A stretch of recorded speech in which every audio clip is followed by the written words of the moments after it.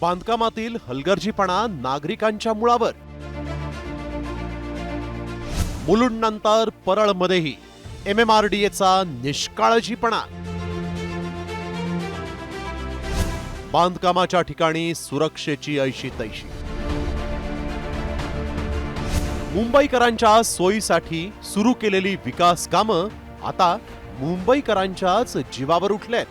आधी मुलुंडमध्ये मेट्रोचा स्लॅब कोसळून एकाचा मृत्यू झाला होता, त्यानंतर आता MMRDAच्या निष्काळजीपणामुळे आणखीन एक गंभीर दुर्घटना घडली आहे। वरळी शिवडी उन्नत मार्गाचं काम सुरू असताना एक लोखंडी रॉड थेट खाली कोसळला। मुंबईत विकास कामांचा वेग वाढलाय, मात्र या विकास कामांमुळे कुठेतरी मुंबईकरांच्या जीवाशी खेळलं जातंय का, हा प्रश्न आता उपस्थित झाला आहे। वरळी शिवडी हा जो उन्नत मार्गाचं काम सुरू आहे, याच कामाच्या ठिकाणी आपण जर पाहिलं तर हा जो पोल या ठिकाणी दिसतोय, या पोलच्या ठिकाणी काम सुरू असतानाच या ठिकाणावरून जाणारा एक पादचारी नागरिक होता। त्याच्या खांद्यावर अंगावरती जो आहे तो मोठा लोखंडी रॉड कोसळला, डोक्याला गंभीर मार लागलेला आहे, प्रचंड रक्तस्राव देखील झालेला आहे। एका बाजूला परळमध्ये दुर्घटना घडलेली असताना दुसरीकडे चेंबूरच्या सुभाष नगर भागात इमारतीच्या बांधकामादरम्यान भीषण अपघात घडलाय।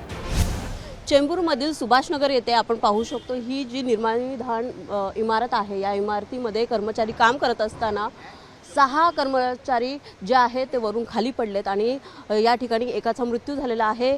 जे जखमी कर्मचारी आहेत त्यांना राजेवाडी रुग्णालयामध्ये घेऊन गेलेले आहेत, त्यांच्यावर आता उपचार सुरू आहे। मात्र हा प्रश्न उपस्थित होतोय, या ठिकाणी आपण पाहतो कोणतीही सेफ्टी या ठिकाणी आपल्याला पाहायला मिळत नाही।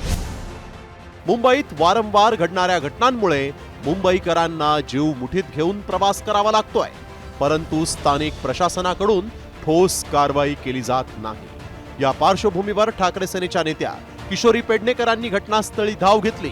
एवढंच नाही तर दोषींवर गुन्हा दाखल करण्याचीही मागणी केली। तर याच दरम्यान मुंबईच्या महापौर रितू तावडे यांनीही घटनास्थळी पोहोचत कंत्राटदारावर गुन्हा दाखल करण्याची मागणी केली आहे।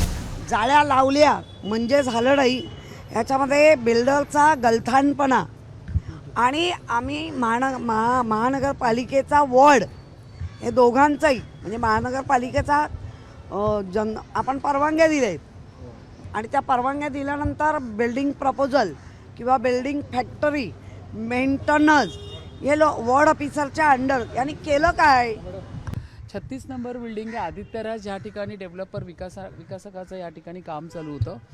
अतिशय निष्काळजीपणे आहे हा, अजिबात हे टॉलरेट केलं जाणार नाही। संपूर्ण हा विषय हा त्या विकासकावरती आणि ज्याला हे कंत्राट दिलेलं आहे त्याच्यावरती अगदी कडकपणे मनुष्यबळाचा या ठिकाणी मनुष्यवधाचा या ठिकाणी त्यांच्यावरती कारवाई झाली पाहिजे।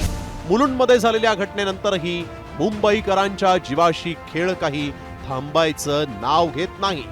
त्यामुळे MMRDAच्या आणि खासगी कंत्राटदारांच्या निष्काळजीपणाचे मुंबईकर बळी ठरतायत।